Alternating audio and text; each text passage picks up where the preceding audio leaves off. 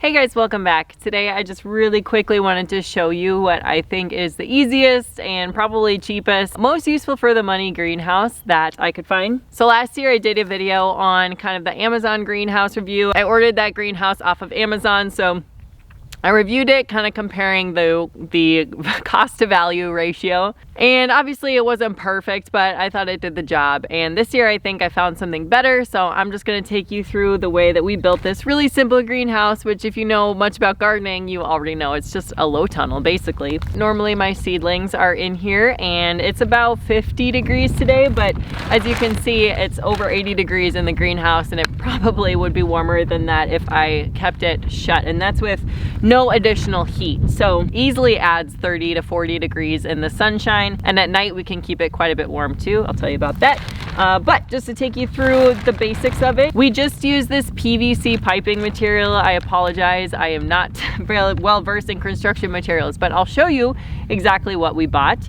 And I watched a really good video, which I'll link below, that just showed how to sort of bend them. We secured them to the side with these little clips. And the first one, my husband put on the outside, which is okay, but then we decided to just put them on the inside so that the pressure was moving against the wood. I kid you not, it was a few minutes installation. This was so fast. One of the reasons that we haven't yet built a cold frame is just because it's one of those things that has to be planned, and I think we still would like to build one someday, but for those of you who are like us, we don't have a whole lot of time to work on projects. So sometimes we just need to have something that we can literally whip up in 10 to 15 minutes. I just did the materials pickup from the big box store and they brought it to my car. Absolutely very low time investment. It is working functionally very well. I used this plastic. Again, I'll show you exactly which plastic I purchased. I'll link it for you too. The only thing I'll say is that I skimped a little bit on the plastic sheeting. If I were you, I'd go for something thicker, but this is working okay for our purposes this year. What I've done is I have sowed some seeds. They are red clover and buckwheat that I put in there as a cover crop because this is actually going to be for fall crop. So until I put the fall crops in there, that's what's gonna grow. And I wanna show you, you can see that it's already off to a great start growing in this high tunnel or in this low tunnel, but in the one next door that doesn't have any plastic, any greenhouse effect, there's absolutely nothing germinating.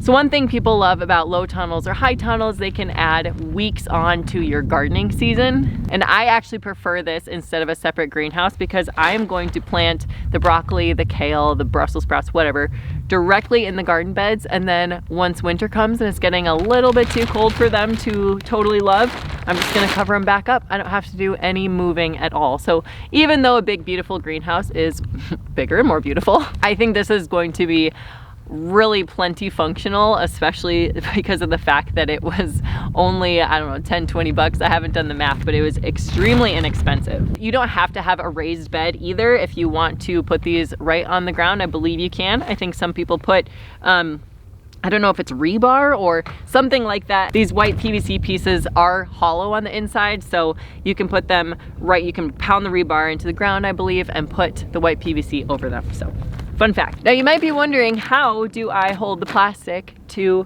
these PVC pieces? I wish I knew what they were called. These clips are an absolute game changer. I found these on Amazon. It's not sponsored by them, but I will link them for you. And check this out. They just clip on and off. They're meant to go right over that plastic. And originally I just had one on, but we had a really windy day the other day and they were popping off a little bit. So I just doubled up on them and that seemed to solve the problem. I think in theory you could probably put as many on as you need to. So these pieces are a game changer, well worth the quick order on Amazon. And that's one of the reasons I would suggest maybe a little thicker plastic, is because when I did only have one on and the wind was catching it, after it would pop off, it would move. And then we got a few little kind of micro holes ripped in the plastic. Not a huge deal, but when I do this again, when I get more plastic, I think I'll probably go for the thicker stuff. I mean, that's really all there is to it. The only other thing I didn't mention is these pavers we had laying around. If you don't want to buy them, you can usually find them on Facebook Marketplace or something like that. But I just wanted to share this setup because it's been working really well for us. I actually had my husband build another garden bed over by the house. I'm gonna use that as my heated greenhouse. If you guys are curious how we heat our greenhouses very cheaply and effectively, then I'll show you that. It basically involves some buckets of water and some insulating blankets. Not a whole lot more than that. So I'll link that video for you if you're interested in that. That's what we're gonna do over by the house, so I can not have to walk all the way out to the garden every time I move them in and out. Leave a comment below if you've tried this method or anything like it, or you have any other quick, easy, inexpensive greenhouse ideas, because we're all chomping at the bit to get those seeds planted and plants in the ground. Thanks for watching today, and we'll see you next time.